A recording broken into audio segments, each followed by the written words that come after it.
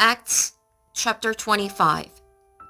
3 days after arriving in the province, Festus went up from Caesarea to Jerusalem, where the chief priests and the Jewish leaders appeared before him and presented the charges against Paul. They requested Festus, as a favor to them, to have Paul transferred to Jerusalem, for they were preparing an ambush to kill him along the way. Festus answered, "Paul is being held at Caesarea, and I myself am going there soon. Let some of your leaders come with me, and if the man has done anything wrong, they can press charges against him there." After spending 8 or 10 days with them, Festus went down to Caesarea.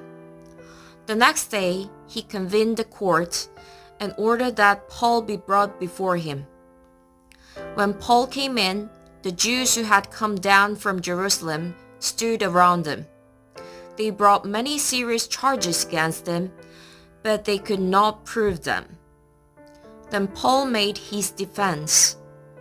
"I have done nothing wrong against the Jewish law, or against the temple, or against Caesar."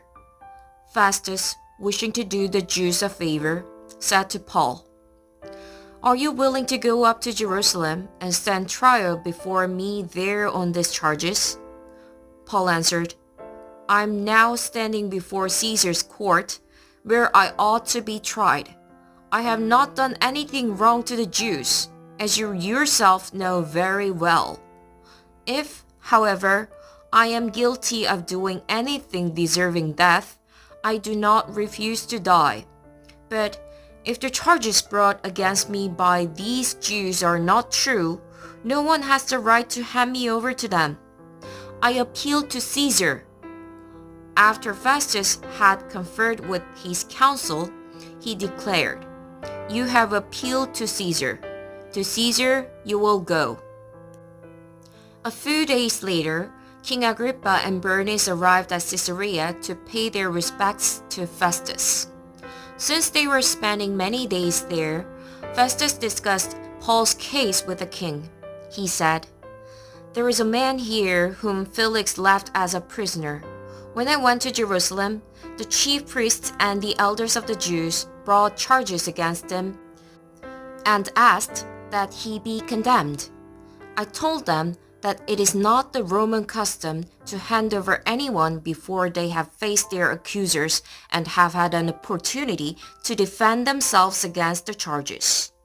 When they came here with me, I did not delay the case, but convened the court the next day and ordered the man to be brought in. When his accusers got up to speak, they did not charge him with any of the crimes I had expected. Instead, they had some points of dispute with him about their own religion and about a dead man named Jesus who Paul claimed was alive. I was at a loss how to investigate such matters, so I asked if he would be willing to go to Jerusalem and stand trial there on these charges. But when Paul made his appeal to be held over for the imperial's decision, I ordered him held until I could send him to Caesar." Then Agrippa said to Festus, "I would like to hear this man myself." He replied, "Tomorrow you will hear him." The next day, Agrippa and Bernice came with great pomp and entered the audience room with the high-ranking military officers and the prominent men of the city. At the command of Festus, Paul was brought in. Festus said, "King Agrippa, and all who are present with us, you see this man. The whole Jewish community has petitioned me about him in Jerusalem and here in Caesarea, shouting that he ought not to live any longer. I found he had done nothing deserving of death, but because he made his appeal to the emperor, I decided to send him to Rome. But I have nothing definite to write to His Majesty about him. Therefore, I have brought him before all of you, and especially before you, King Agrippa, so that as a result of this investigation I may have something to write." For I think it is unreasonable to send a prisoner on to Rome without specifying the charges against him.